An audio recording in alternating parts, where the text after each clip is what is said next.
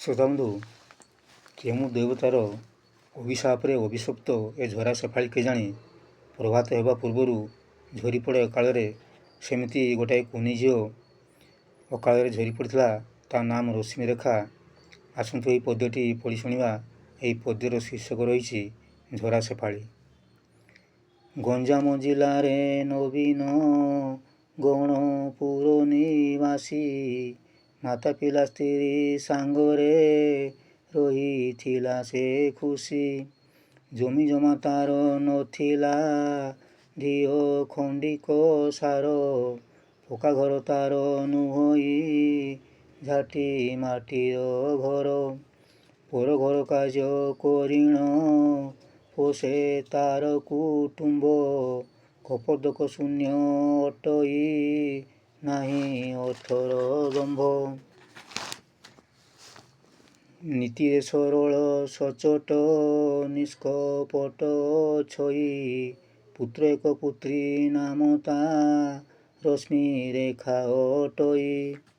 ସପ୍ତମ ଶ୍ରେଣୀର ଛାତ୍ରୀ ସେ, ଆସେ ପୂଜା ଗଣେଶ, ନୂତନ ପୋଷାକ ପାଇଁକି ବୋଲା ପିତାଙ୍କ ପାଶ।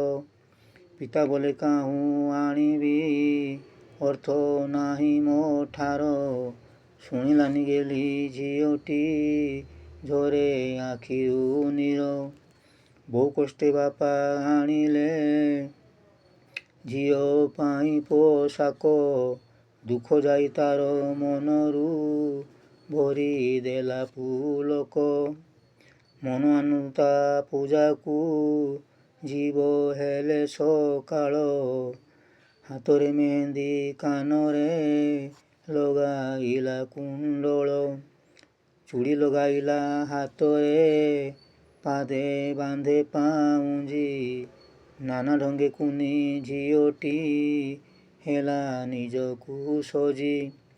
ରାତିରେ ଶୋଇଲା ଝିଅଟି ଯାଇ ବୁଢ଼ୀ ମା ପାଶେ, ଅର୍ଦ୍ଧରାତ୍ରି ଧାରା ମୁଷଳ ହୋଇ ବରଷା ଆସେ।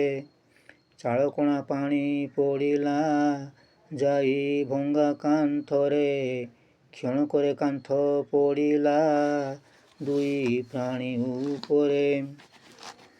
ନିଦ ଖୋଲେ ଯେବେ ନବୀନ, ଦେଖେ କାନ୍ଥ ତା ନାହିଁ, ଅବିଳମ୍ବେ ପତ୍ନୀ ସହିତ ଦେଲା ମାଟି ହଟାଇ।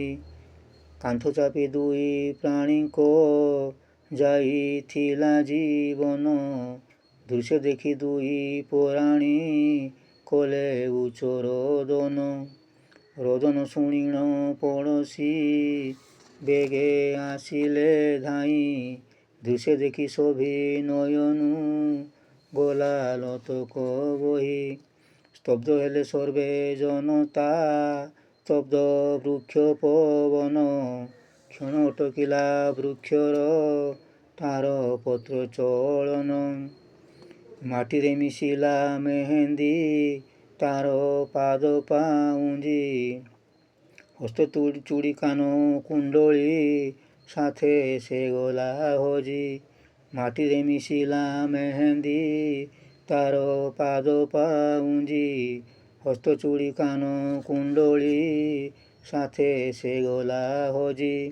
ଅଭିଶପ୍ତ ଝରା ସେଫାଳି ଗଲା ମାଟିରେ ମିଶି, ନବ ପ୍ରଭାତ ନ ଦେଖିଲା ଗଲା ନିଶିରେ ନାଶି।